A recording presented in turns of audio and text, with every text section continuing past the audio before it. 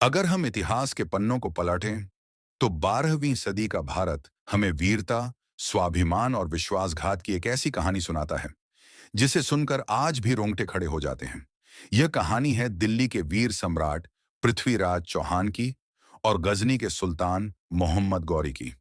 गजनी का सुल्तान मोहम्मद गौरी, जिसकी नजरें हिंदुस्तान की दौलत पर टिकी थीं, वह चाहता था कि गजनी दुनिया का सबसे अमीर मुल्क बने, और इसके लिए उसकी नजर दिल्ली के सिंहासन पर थी। लेकिन दिल्ली कोई साधारण राज्य नहीं था। वहां राज करते थे वीर पराक्रमी और शब्द भेदी बाण के महारथी सम्राट पृथ्वीराज चौहान। जब गौरी ने दिल्ली पर हमला किया, तो भयंकर युद्ध हुआ। राजपूतों की तलवारें गरजीं, धरती कांप उठी, और अंत में मोहम्मद गौरी हार गया। वह बंदी बनाकर पृथ्वीराज के सामने लाया गया।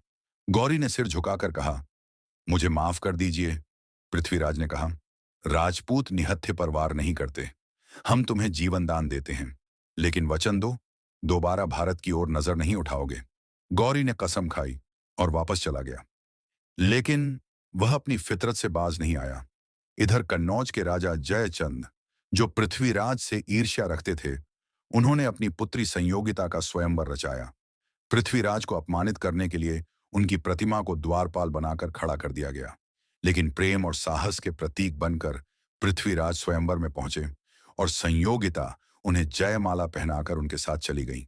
जयचंद अपमान से तिलमिला उठा, और यहीं से शुरू हुआ भारत के इतिहास का सबसे बड़ा विश्वासघात। जयचंद ने मोहम्मद गौरी से हाथ मिला लिया। गौरी और जयचंद ने मिलकर दिल्ली पर आक्रमण कर दिया। इस बार युद्ध भयंकर था, और इतिहास ने करवट ली। पृथ्वीराज चौहान बंदी बना लिए गए। उन्हें गजनी ले जाया गया और उनकी आंखें फोड़ दी गईं। गौरी ने अपमानित करते हुए कहा, अब देखता हूं तुम्हारी वीरता। लेकिन एक राजपूत की आंखें बंद हो सकती हैं, उसका साहस नहीं। कुछ समय बाद गजनी में तीरंदाजी प्रतियोगिता रखी गई। पृथ्वीराज के मित्र और राजकवि चंद बरदाई गजनी पहुंचे। उन्होंने गौरी से कहा, पृथ्वीराज बिना आंखों के भी निशाना साध सकते हैं। गौरी हंसा और अनुमति दे दी। योजना बन चुकी थी। गौरी को 3 बार तीर चलाओ कहना था। चंद बरदाई ने दोहा कहा, 4 बांस 24 गज, अंगुल अष्ट प्रमाणता ऊपर सुल्तान है, मत चूके चौहान। गौरी ने तीसरी बार कहा, तीर चलाओ, और उसी क्षण पृथ्वीराज ने शब्द भेदी बाण चलाया। तीर सीधा जाकर गौरी के सीने में धंस गया। गजनी का सुल्तान वहीं ढेर हो गया। लेकिन दोनों जानते थे कि अब जीवित बचना संभव नहीं। राजपूत स्वाभिमान के साथ जीते हैं और स्वाभिमान के साथ मरते हैं। कहा जाता है कि पृथ्वीराज और चंदबरदाई ने एक दूसरे का वध कर दिया, और इस तरह वीरता, मित्रता और स्वाभिमान की यह अमर गाथा इतिहास में अमर हो गई। यह कहानी हमें सिखाती है, दुश्मन से लड़ना आसान है, लेकिन अपने ही लोगों की गद्दारी से बचना कठिन।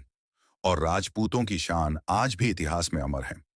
अगर आपको ऐसी ऐतिहासिक वीरता की कहानियां पसंद हैं, तो वीडियो को लाइक करें, चैनल सब्सक्राइब करें और कमेंट में लिखें, जय राजपूताना।